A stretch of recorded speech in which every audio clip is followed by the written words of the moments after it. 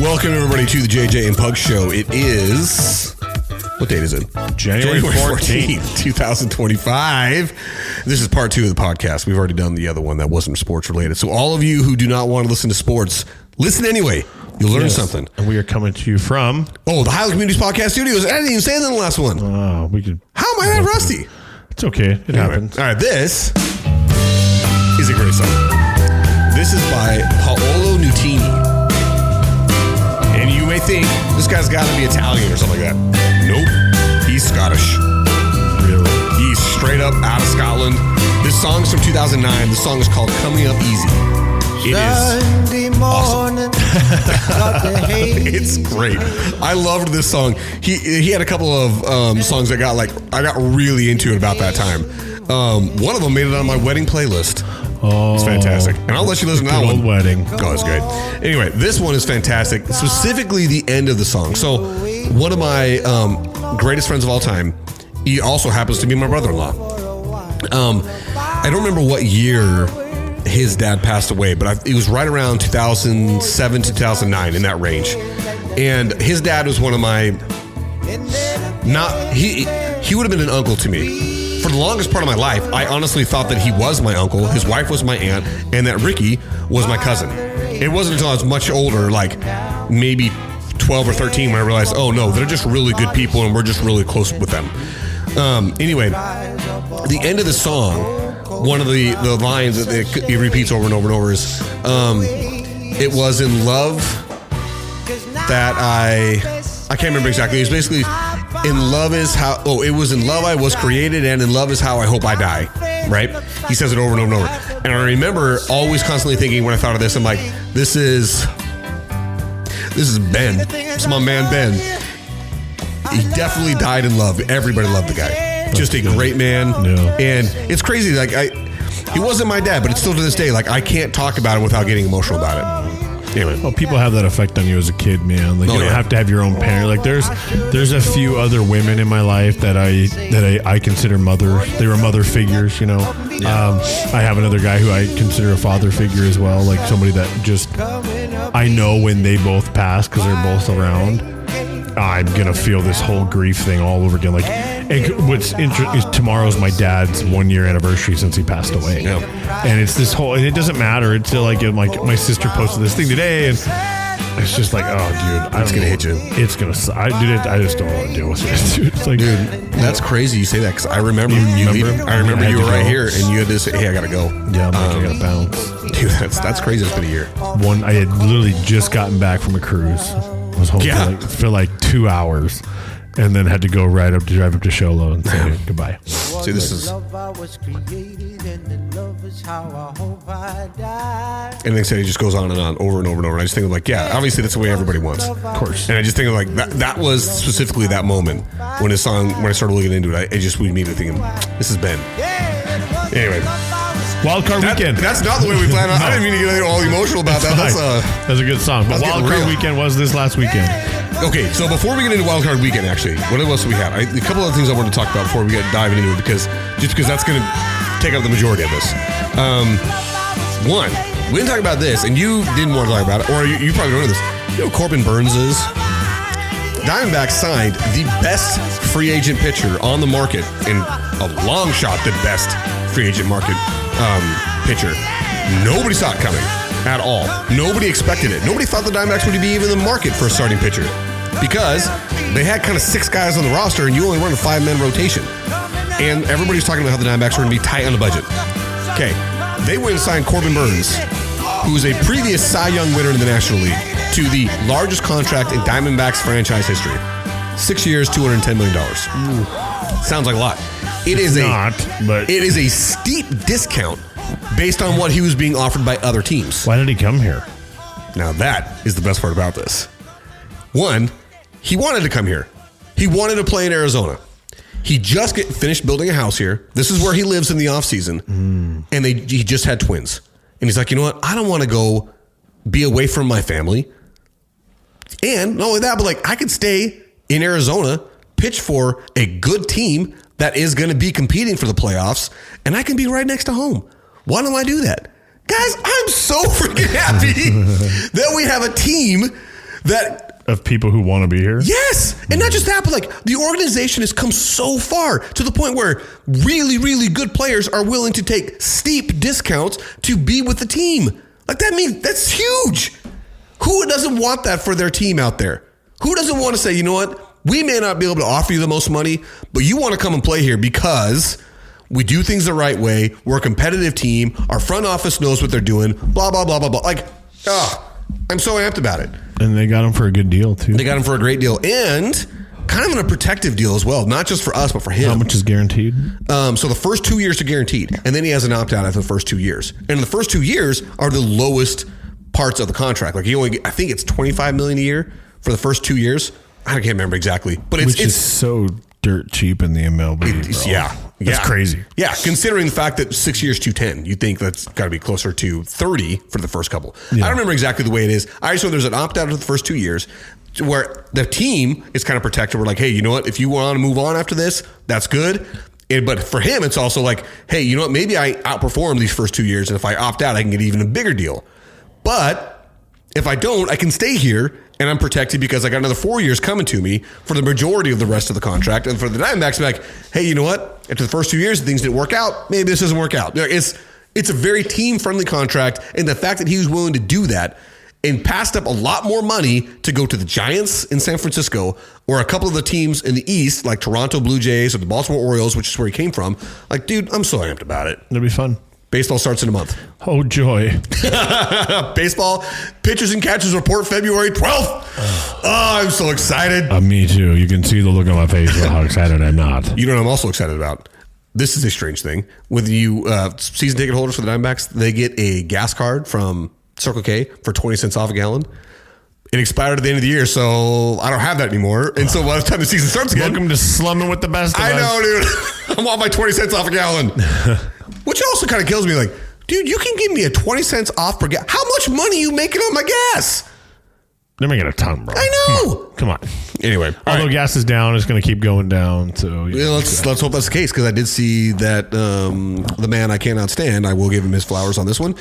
He's working hard to do some executive orders to open up. Did you see that external revenue service that he's no, I didn't see anything about that. So the internal thing's a tax for all of us here, right? Right. But it has to do with how we've been, allegedly, this is all just what I read, so I have no factual data for what it is or not, but it came off of an Instagram feed that I called the typical liberal that I follow. Oh, but yeah. And they just, it was literally a posted tweet by Donald, the Trump thing. But anyway, essentially, like, he's going to start taxing all the tariff stuff like crazy, because why? And then hopefully the long-term end goal would be to lower our taxes as Americans, because we pay so much in taxes every year, depending on whatever you make and all this stuff. It's like, why are the countries that are importing and exporting stuff into our country not paying their fair share?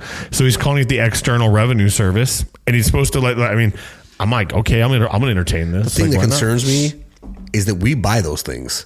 And so if those tariffs go up, guess what? The importers, they're not going to take that out of their profits. They're just going to pass it on to us that buys it. Yeah, That's where I get worried about the tariffs thing. Not that I don't agree in the sense that, like, I would like for more manufacturing to be done in the United States. Yeah. It's almost possible to do that because we've shipped so much out of it gone, and we don't really have the infrastructure for it anymore. But I do worry about the tariffs as much as let's just say I'm cautious on this one. Yeah. Because inflation has already been so high and our paychecks have already been rendered so useless, I worry about it. Yeah. With that being said, the NFL kickoff rule. We've done it for a full season now. The new rule. Stupid. Okay, with you. It freaking sucks. I'm just like, look, I don't understand. Like, I mean, we do actually, how many people? I think there's been a few. There's been a few kickoff returns for touchdowns. Yeah. I think there's been next to zero onside recoveries. Yeah. Unless they have bobbled the ball, like a legit, like, dumb, stupid guy drops the ball or something. But no, NFL kickoff rule needs to go. It is retarded. And they're doing Did I cancel myself? Because I just used the R word? No, it's not. You can say it again. Don't you dare wipe it out. I've got to write it down. Don't you dare. I'm going to say it 17 times. Retard. So, okay. Hey, here's an idea. Identify as a retard. Real quick. Go ahead. I'm not going to do that. No, you have to. No, here's the reason I'm going to do it. Because that is retarded. I hate that. I know. I identify as this. Therefore, that's why I told you to say it. Now you can't get mad at. Now they can't get mad at you. Well, see, so now cancel that. Cancel culture, suck it. He identified as a retard. Cancel culture is freaking stupid. I'm just gonna say that. In so many ways, it's so dumb. Listen, if you don't want to listen to somebody, don't listen to them.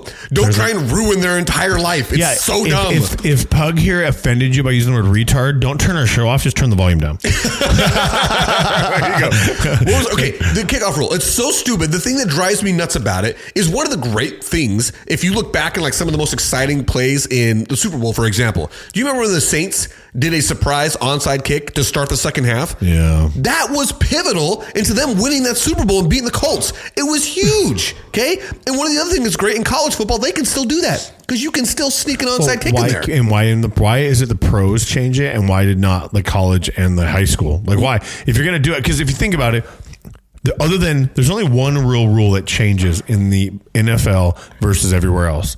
And there may be another one, but the only one I can think of immediately is the 2 foot rule.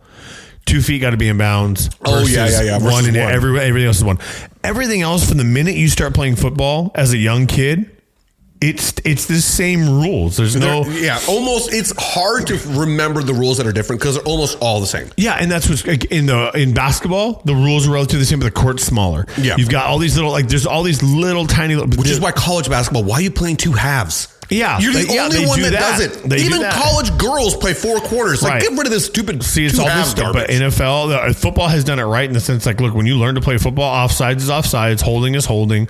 Like, you don't change it all. The only thing different is the 1 foot in, 2 feet in type thing, which is fine. That's actually a change or difference that I'm fine with. And you're not down by you have to be down by contact versus falling over. That's the one that I want to change. I want that to be down by contact, and I want that to go through all levels of football. Yeah, because just because you trip and fall doesn't mean you can't get up, or because you dove to catch a football in the middle of the field with nobody around you, get up and run. That's the one that I don't like.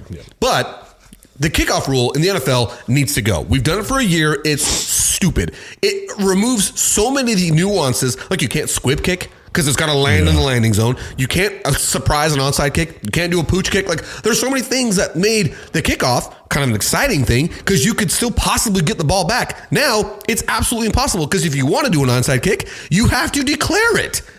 And then they know it's coming. Yeah, then they know it's coming, and everyone's prepared. It's different than the end of the game when you're just like, listen, we're down 2 scores, we have to do an onside kick. Yeah. Everybody kind of knows it's coming. Versus starting off the second half in the Super Bowl with a squib kick and getting the ball back. Like I don't know. I think it's so dumb. Needs to go. It's terrible. It's terrible. All right, terrible. Now let's talk about this. We're gonna get back to Wildcard Weekend after these couple things here.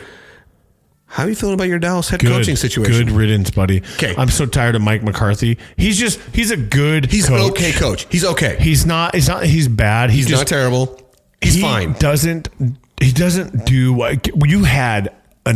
Granted, we suffered a lot of injuries. Oh yeah, you had a really rough year. We were injury plagued. That's not an excuse. Anytime you lose your starting quarterback, the expectations for the season have got to drop a lot. They tank a lot, right? You don't have a Tom Brady on the bench. Okay, it is what it is. That is a rarity. So that being said, he's still even the year before, dude, you have a team that is stacked with talent. And you cannot get out of the playoffs or the first round of the playoffs or even into the playoffs. It's like, look, dude, he's just so passive. Dak Prescott is throwing the ball 50, 60 times a game. What are we doing? You had a chance to get Derrick Henry. That shows me you're stupid. See, that is 100% to me. That's on the owner. But that's Jerry Jones. But you're going to tell Mike McCarthy didn't push for that. You know why? Because he's not a running coach. Okay, and I think the reason why is because it doesn't matter. You're not going to get who you want as a coach. It's Jerry's show. This has never been more clear to me than this year. Mike McCarthy's contract simply ran out. And guess what? The Bears asked to interview him before his contract ran out, and they said no. Why would you say no if you weren't for sure bringing him back? This to me is so mishandled on every way. I said at the end of last year, why are you bringing him back? Yeah, why are you bringing him back? Are you bringing him back just because you don't want to fire him and pay a guy you had to fire to bring in a new guy? Last year, you could have brought in Bill Belichick. You could have hired Mike Vrabel. Oh, yeah. And he goes to New England. And New England, you want to also talk about absolutely screwing the pooch on this. For Mike Vrabel, it's good because you don't want to be the guy after the guy. Right. Now, we talk about this. They talk about exactly in Alabama, right? So now Gerard Mayo is the guy after the guy. Yep. You were the guy that followed the legend and you sucked. And so now the next guy coming in says, all right, now guess what? The expectations are so low. I can't get fired for 3 years because I have to build this thing back up, right? You don't get that if you're Gerard Mayo. I didn't follow the team, but from what I know about those guys that did follow the team, he sounds like he was a terrible coach anyway. Not because he's not a good guy, but because he didn't really have the set standard of this is what we do. Mike Vrabel's coming in. You know what Mike Vrabel does, okay? You know what he does? He runs the ball, and we have a stout defense. The quarterback doesn't throw it away. Guys, he made Ryan Tannehill a serviceable quarterback. Yeah. They went to the playoffs. And know that. Not that this is exactly true, but you got to give a lot of credit for him for Derrick Henry being who he is. Because he gave him the ball. Well, not only that, but his rookie season, Derrick Henry was not very good. I don't know if you remember this. He was not very good at all. In the second season, he started off really bad. I remember this one very well because I picked him up on the waivers from a fantasy team. Exactly. And I rode that guy to the championship because Mike Vrabel challenged him to say, dude, you're Derrick freaking Henry. You're a man among men. Be that. Yeah. Stop trying to be the shifty little, scat back. You're not that guy. Do the stiff arm that you just did this last weekend oh my crush gosh. Somebody's soul. Okay, and again, going back to the whole the Dallas situation, you can't tell me that you're all in, and I've said this, I don't know how many times you and I have both said this. You can't say you're all in and then say we can't afford Derrick Henry and then watch Derrick Henry did what he did this year to every other defense and absolutely ran them over. And then you also don't empower your coach by actually giving him a roster to compete with. You paid Dak Prescott the most of any quarterback in the NFL. Dak Prescott is fine. He's a good quarterback. Can you win a Super Bowl with him? Maybe. The best way you win a Super Bowl with Dak is with Derrick Henry. Take the pressure off of Dak. Have a running game because that's when he was at his best. It's when Zeke was at his best. I know. That's when Dak Prescott was the best he could be. And then have CeeDee Lamb. That's great. He's one of the best receivers in the game. But when you don't have a running game, you absolutely handcuff the coach to say, guess what you got to do? You got to pass the ball because we don't got a running game.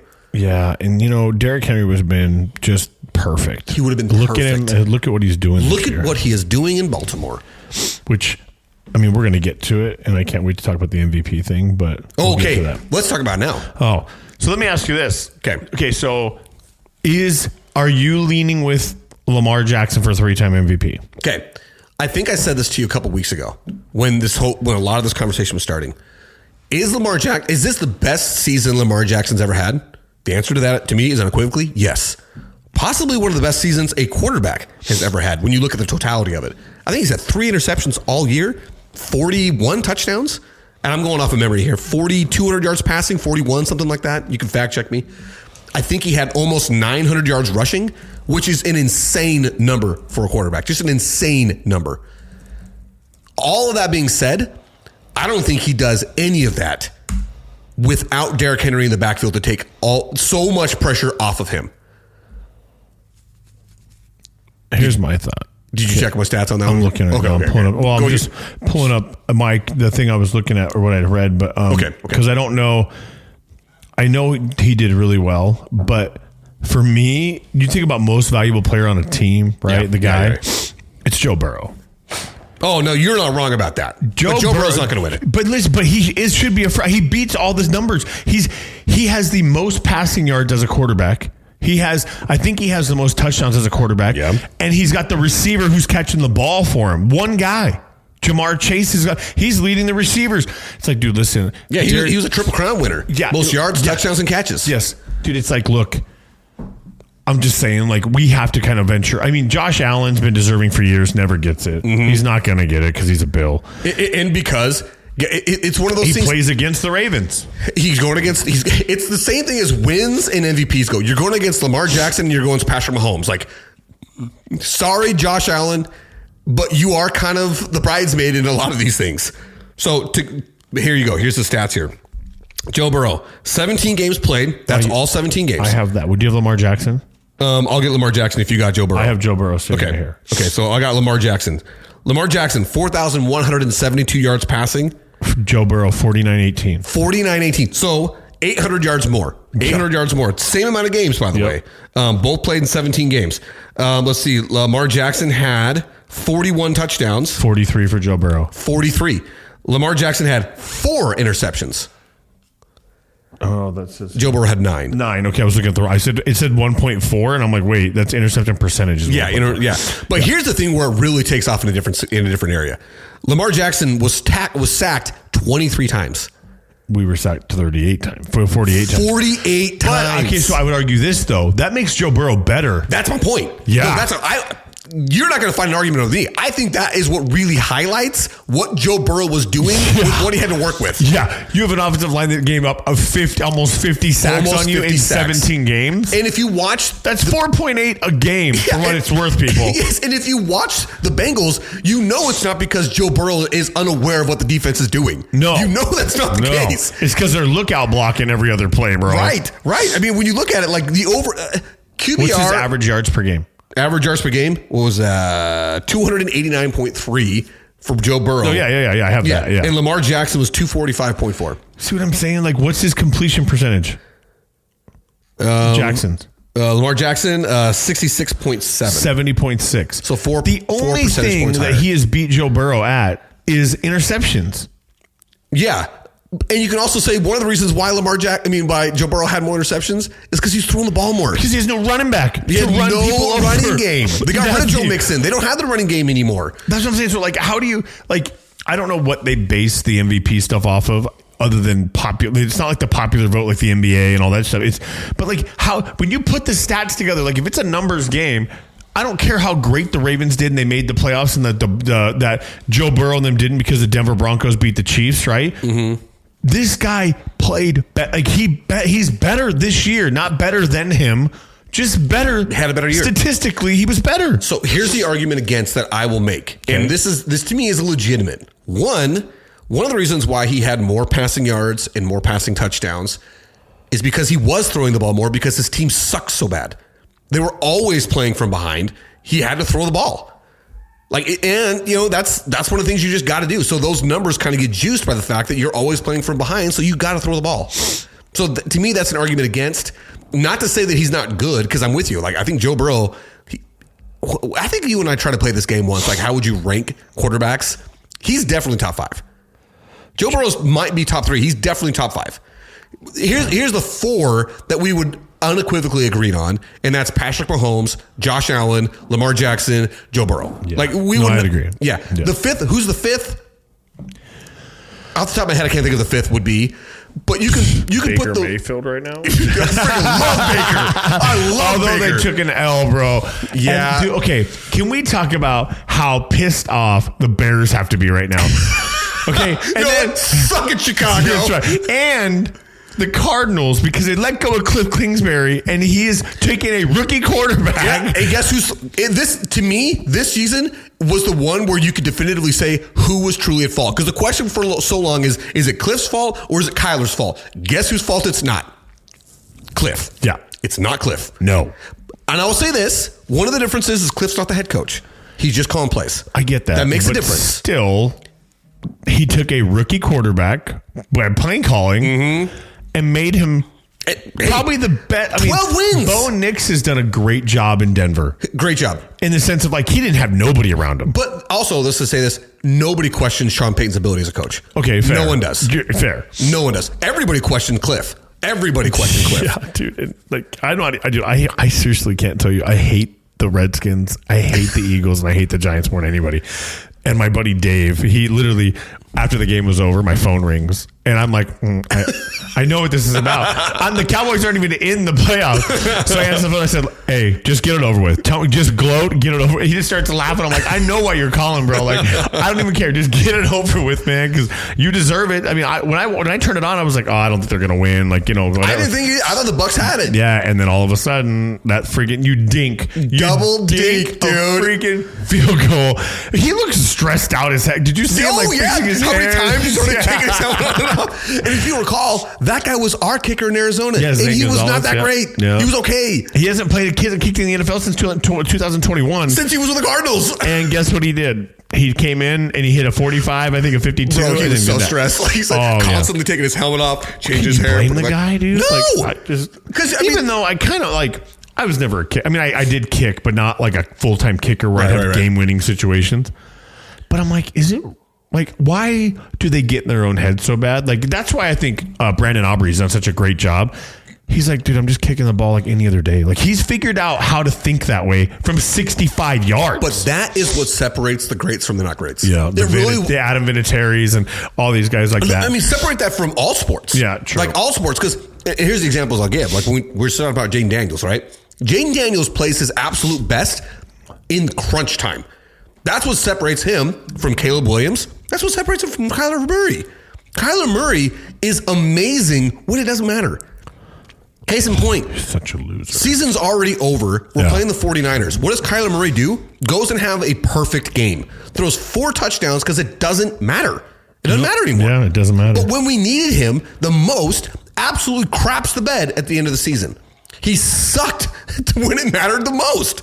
And that's also true of when the Cardinals went to the playoffs that one time with Kyler Murray, and he had the worst game of his entire career against the Rams in the playoffs. And the Rams beat the... Oh, dude, don't be starting the freaking Rams. How did that happen? Okay, I did not see that coming at all. Okay, let's peel back here. I want to go back to the MVP conversation because we got to finish that one, okay? All right. My thing is, I don't want to take away at all from Lamar Jackson because, again, this is the best season of his career. And that's crazy because... Hey, by the way, I want us to get this stat here.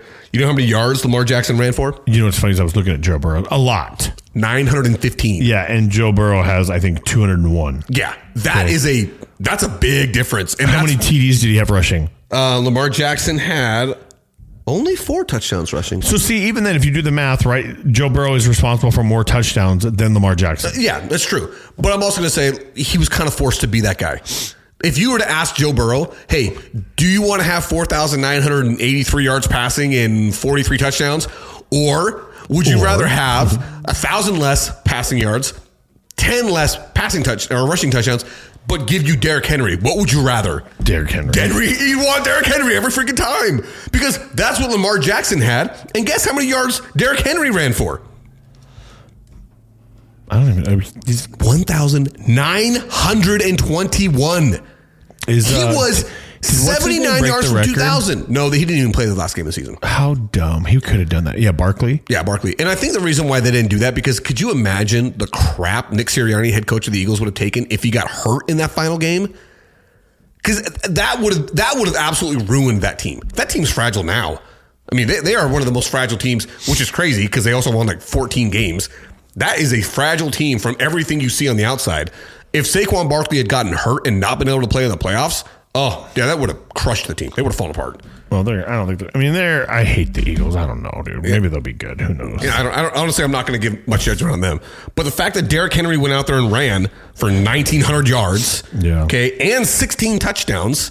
So you're looking at him. Let's look at Barkley's stats. Saquon's right above him. 2,005 yards with 13 touchdowns. The average per carry, Derrick Henry, 5.9.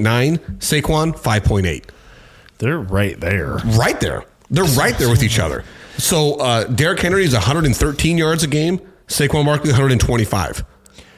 I wonder how much backlash they'd get if Burrow won the MVP.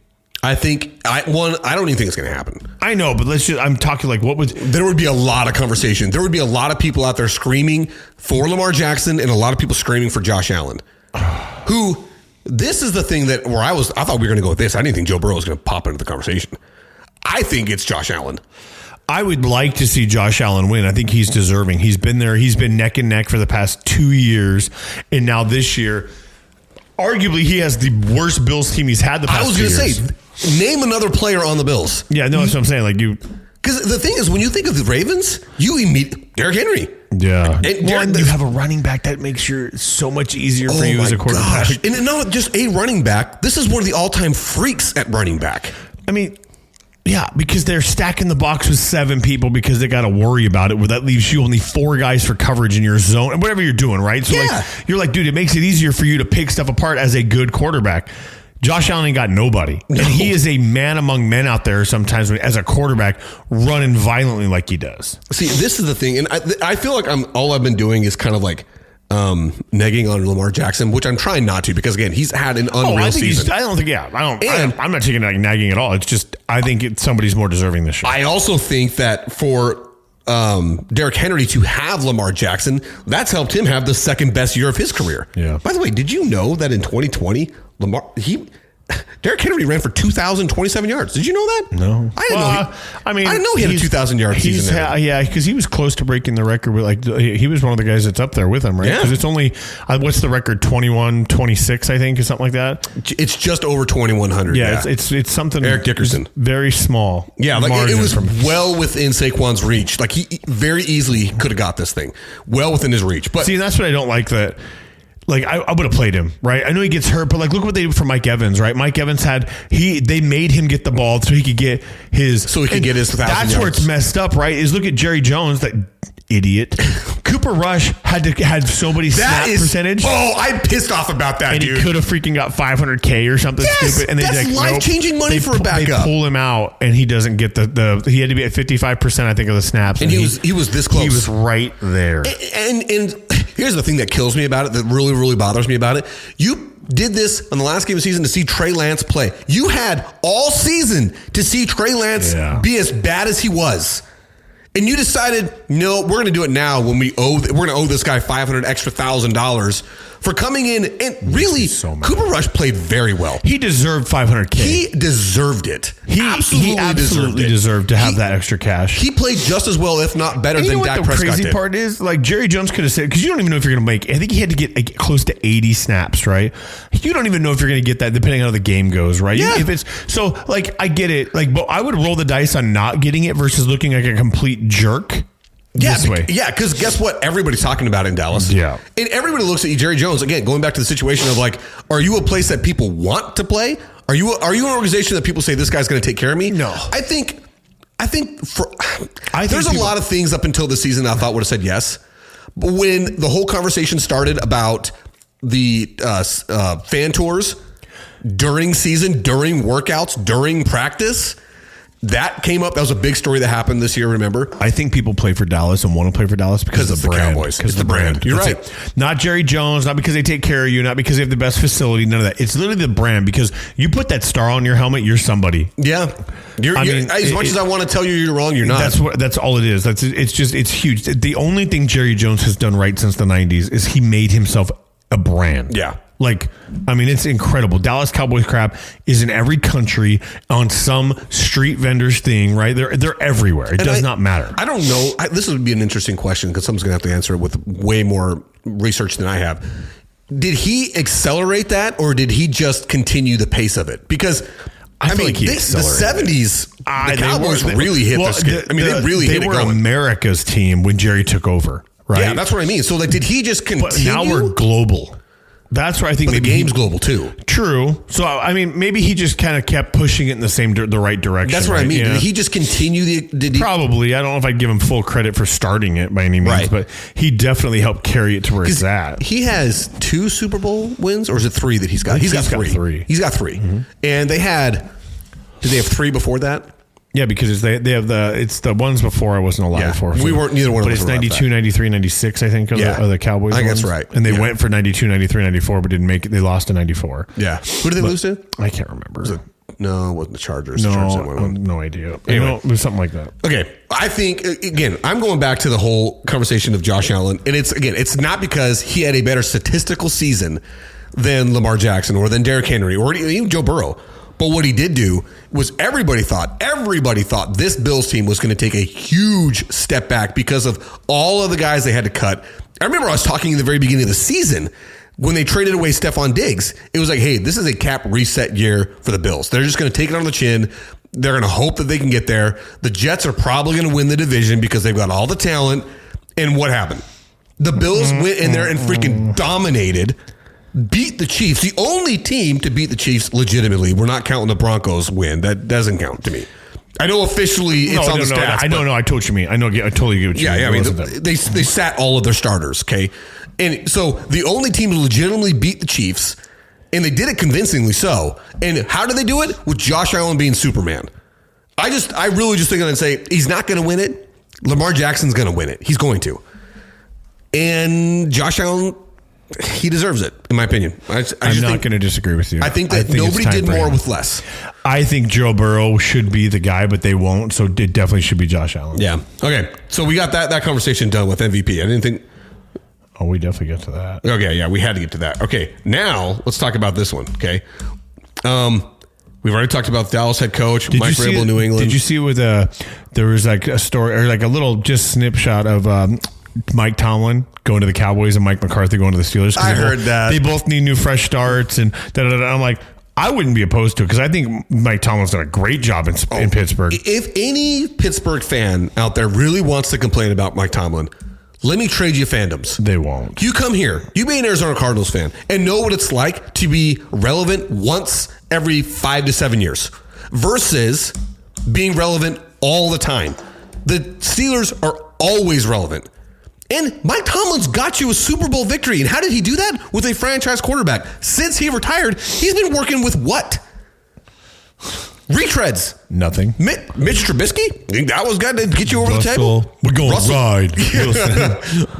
I still got it. I still got it. I mean, like, it's like, and honestly, Russ played way better this year than I thought he was going to. No, he did. He came out. He did come play, but I still way better than I thought he could. But I'd rather see what Fields can do next year. I would much rather see that. But you and I think we're probably a little bit biased when it comes to Justin Fields. We feel like you got a raw deal in Chicago. He totally got a raw deal because now look at Caleb Williams doing over there. Guess what Justin Fields did with that team last year? Did you see that the punter, that they put the punter's yards up versus the Caleb total Williams? Yards? Yes. Yeah. Oh my gosh. I loved that. That was funny. I loved that. Was a good time. Again, Caleb Williams got 4 wins with a team that everybody said nobody's coming to, no first round pick or no first number 1 overall pick has ever been drafted to a better situation. How many people said that? Dude, DJ Moore hated him because he couldn't get him out. When he was wide open, he'd miss him. Dude, there's a couple times where DJ Moore literally just walked out the field mid-play because he's like, I'm done with this. Yeah, he couldn't do it. So, I mean, Justin Fields won 7 games with that team. Almost essentially, actually not even as good a team as what Caleb Williams inherited. I don't know that it's all on Caleb Williams. How much of it has to do with the quarterback? How much of it has to do with the coaching situation? Because the coaching is pretty terrible too. I know, but you got DeAndre Swift running the ball. You have a solid, free-floating running back in the backfield. Everybody talked about how terrible the offensive line was. But guess what? That was the same offensive line that Justin Fields had. Right. You have a check down option out of the backfield every time with Swift. He's going to get you positive yards a lot of the time. He's a Tony Pollard type running back. Just give him the ball. But no, Caleb Williams was the problem. He's too worried about painting his nails and being a showboat than just playing football. And hopefully for him, his career, he goes to work in the offseason, puts his head down, learns everything he can, and comes out of this little slump. But that sophomore slump's going to be real bad for him. You're right about that. You are right about that. You and I were never big believers in Caleb Williams. So again, our bias is, let's get real about it. We both thought that. I don't think that Jalen Williams or Jaden Daniels was going to be as good as he was. That guy was great this year. And going back to the whole point, great when he needed to be the most. The games in which he didn't play that very well, everybody thought, maybe it was just a hot start. Kliff King Gary's teams, they always falter in the end. Turns out, guess what? He had a rib injury. Couldn't really play through it, or he tried to play through it. It showed that it wasn't that great. And now they've won a playoff game against my boy Baker Mayfield. Baker Mayfield's my freaking favorite. I love that guy. He's such a baller. I love that guy. They played really well, man. They kept battling. Oh, they did. Kept battling. Close game. And the only close game. Every other game this weekend sucked. Every other game sucked. I still can't believe the freaking Vikings got blown out yesterday. Oh, dude, that was such a disappointment. 27-9. That was such a disappointment. Okay. The best coach in football's got to be Sean McVay, right? That Rams team. Dan Campbell's making a push this year. This year. Okay. Let's talk about this. So Sean McVay, the Rams started off the season 1-4. That's it. Nobody gets to the playoffs starting off 1-4. Guess what? They won the division. Well, that's because the division sucks this year. The division was pretty average. I mean, think about it. So the 49ers won 6. Well, they also had everybody got hurt. That's what I'm saying. But it's not saying the division sucks in general. It just this year they were not a good division. They still won 6 games. Cardinals won 8 games. Okay. Seahawks. The Seahawks, they won 9 or 10 games? And the Rams came out on top with 10. So, I mean, it wasn't a terrible division. It was very mediocre to good. That's what it was. But the Rams still won the game. They still won the division. They started off 1-4 and went to the freaking playoffs because Sean McVay does not let his team suck. And then they dominated the Vikings. Yeah. A 14-win team. They dominated them last night. And it was funny. They show that clip of Dan Campbell telling the Vikings head coach, "We'll see you in 2 weeks." We'll see you in 2 weeks. No, you won't. No, you're going to see Sean McVay. Dan Campbell did that on purpose. He just jinxed him. Dude, freaking Dan Campbell. So, okay. Chargers. Our battery's about to die. It's at 10%. Okay, we'll wrap this one up. The Chargers had a terrible game. Everyone was going to talk about just threw freaking 4 interceptions. Did you watch the game? Yeah, we watched it. He's got the worst receivers in the NFL. I know. I swear, there was one interception in which he basically threw it up there and hoped his core receiver would make the last one, the late in the game. The one against Quentin Johnston. Yeah. Quentin Johnston has got to be the worst receiver I've ever seen play. I can't believe the amount of drops that guy had or the amount of throws thrown to him that he tipped to the defender. Like every one of those interceptions was because his receivers sucked. I'm not going to give anything to Justin Herbert. I don't think that's on him at all. His receivers are terrible. They are terrible, but I'm surprised they made it to the playoffs. I am too. I mean, they ran a solid. I mean, they had 11 wins. They wrote a solid defense and a solid run game. But the Bengals should have been in. You know what I'm saying? I would rather have watched the Bengals. Yeah. I just think the fact that the Chargers did what they did with the receiving core they had, stunning. Because the receivers were terrible. Sure. Ladd McConkey had a good rookie season. He looks like he's going to be a good player. Every other guy, terrible. Couldn't believe that they got as far as they did with that receiving core. And the Texans, who I thought were terrible, ran away with it.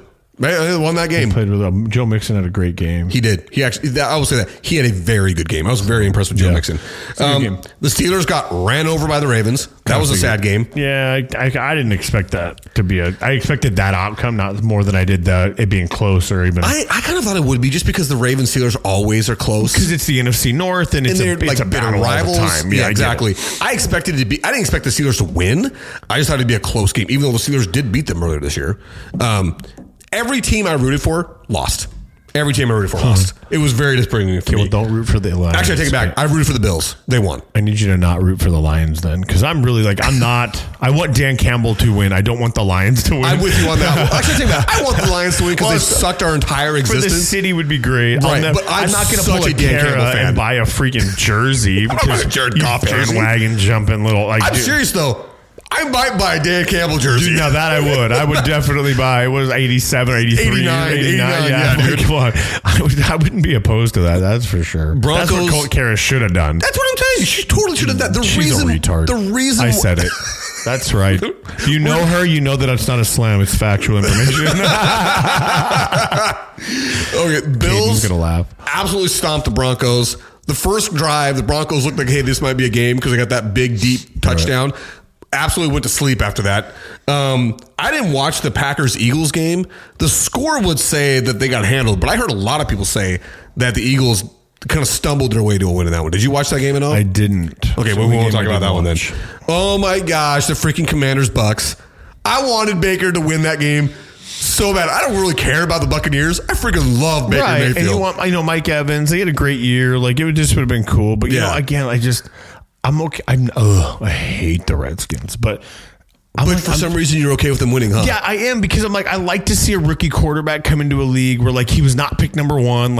He's playing with a chip on his shoulder in a sense. I'm like, no, Chicago, you should have picked me, and I'm showing you why right now. I was the number one pick. And I like that attitude because that's how I would be. I'm like, all right, cool. I ain't going to talk. I'm just going to play. There's a big part of me I was happy to see Kliff get some respect. Because I really felt like he got a super raw deal here. And I'm a Zach Ertz fan, as a tight end positional player. Yeah. I like to see, he's been in the league a long time. He's jumped around from the Eagles to the Cardinals, and now he's back in the NFC East. But I respect the player so much. He's a good vet. Yeah, he's a good vet, so it's and I think his wife plays soccer, right? I say my wife's a fan of his because of his wife, Julie Ertz, who used Julie Johnston, who's from Mesa. Yeah. And she plays for the U.S. soccer team, U.S. national team. I'm okay with, and again, I have a buddy that's he's been a Redskins fan his whole life. So unfortunately, it's been nothing but defeat and just nastiness, and he's actually going to be in D.C. for the inauguration time. Oh, really? Well, for that, so he's going to be there for the game at he's like, I'm going to go to the bar. It's going to be cool to be in D.C. at a bar. Even though the game's not going to be home, it don't matter. Those people are going to be amped about it. Oh, yeah, for sure. And they're going to Detroit, right? Yeah, I think that's going to be a rough game. I really want Detroit to win that game so bad. I want Detroit to just run away with every game. But because of the fact that I went 1 for 6 this weekend on my rooting, I'm going to root for nobody in that game. So that way, there's no bad juju. And then we already talked about this. Freaking Sean McVay somehow finds a way to win a game, dominate a game against the Vikings. And I am continually proven wrong that Matthew Stafford is not washed up. When he went to the Rams, I kind of thought that's a desperate play, but and then he's they not made that the great. Super Bowl the first year. And then they win the freaking Super Bowl. And now I'm like, Sean. But they shouldn't have, dude. That was, he missed freaking that pass to Jamar Chase, bro. I'll never get the end of the game. Anyway, doesn't matter. Aaron Donald won that Super Bowl. Of course. Aaron Donald absolutely wrecked He's the the Bengals. reason why Joe Burrow had to rush that throw. Yep, exactly it. Aaron Donald, most dominating defensive tackle I've ever watched play this game. So happy he's gone because I was tired of watching him play against my team. And with that, stay fresh, you cheese bags. And like fat kids in dodgeball, we're out.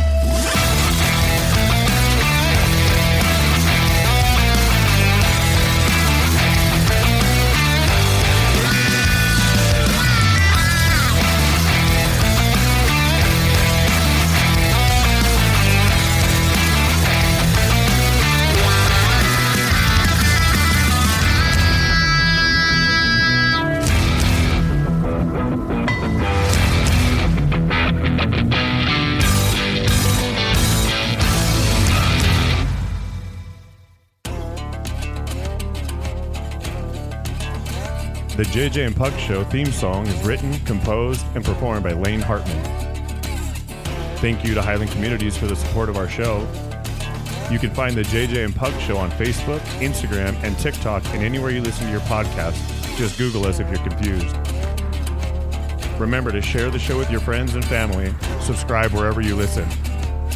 Buy a shirt, reach out to us, and place an order. Each shirt is $20, and if we can hand deliver it, we will, but if we have to ship it, it'll be $25. If you're able, feel free to support us by sending a donation to us by going to kfo.com/the JJ and Pug Show. That's ko-fi.com/the JJ and Pug Show. And thanks again to all who listen. We really appreciate your support for our show, and we hope to continue to grow.